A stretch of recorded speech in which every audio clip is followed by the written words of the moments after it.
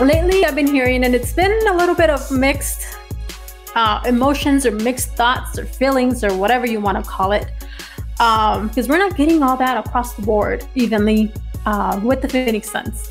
Like you mentioned, it's been a little bit rough with the Phoenix Suns getting some love, and it's like they're having to prove themselves, Ed. Even after what they were able to accomplish last season in the bubble, going into this season, having Devin Booker, now having Chris Paul, and all the success they've been able to have so far this season.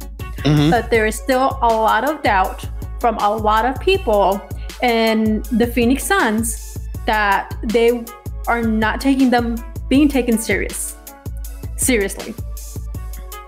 But to them, that's okay, because that creates a chip on their shoulder that nobody, as you mentioned, hardly, I wouldn't say nobody, because they get plenty of love, but there are some outlets, there are some people that still aren't on the Phoenix Suns bandwagon. They're not drinking the Kool-Aid when it comes to the Phoenix Suns, even though they have the second most wins in all of basketball, along with the Clippers. The Clippers and the Suns have 42 wins. The Utah Jazz have 44. So they have the second most wins in all of the National Basketball Association, Johanna. They have the best road record in the NBA at 19-8.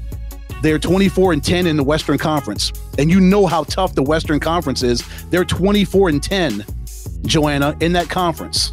And I did a little bit of research before the show against the top 12 teams in the NBA, top 6 teams in each conference, East and West. They're 13-6 against all those teams, and they're all playoff contending teams. And they're 13-6 against them. Yeah. You don't have to convince me. I'm sold. We have to convince those doubters. And I don't know what more the Phoenix Suns have to do to convince. And I'm sure, if you're not already, on the Suns, side and seeing who they are, and, come on, like, what more if they haven't already, gotten that support at this time?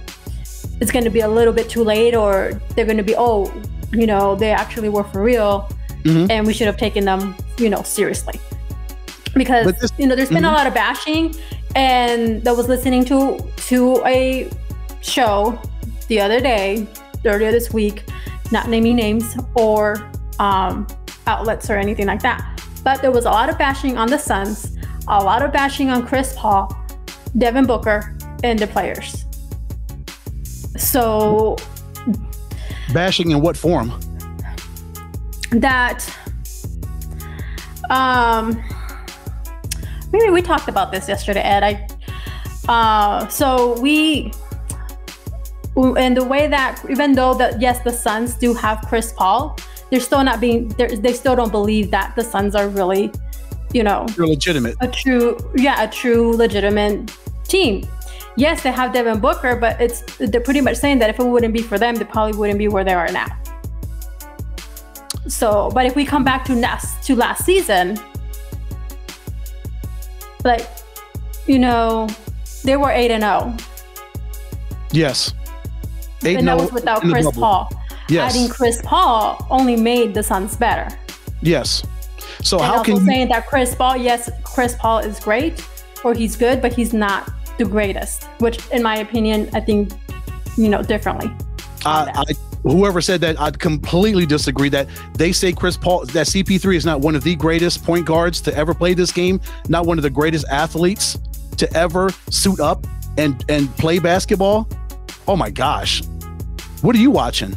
What are these people watching that don't see what the Suns did in Orlando, that 8-0 run? They don't see the leadership that James Jones, a man that's been to 7 straight NBA finals in his career, a man that's won 3 championships, Monty Williams, a solid young head coach who has just completely changed the culture of this organization and brought them to where they are right now.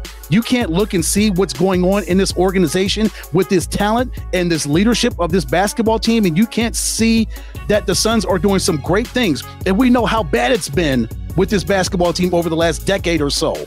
They haven't made the playoffs since 2010, Johanna. It's been 11 years since they've made the playoffs. They're going to make it this year, and people can't see the growth. and just how the Phoenix Suns have been on the rise since Jones and Williams and everybody has come in here and changed this thing up,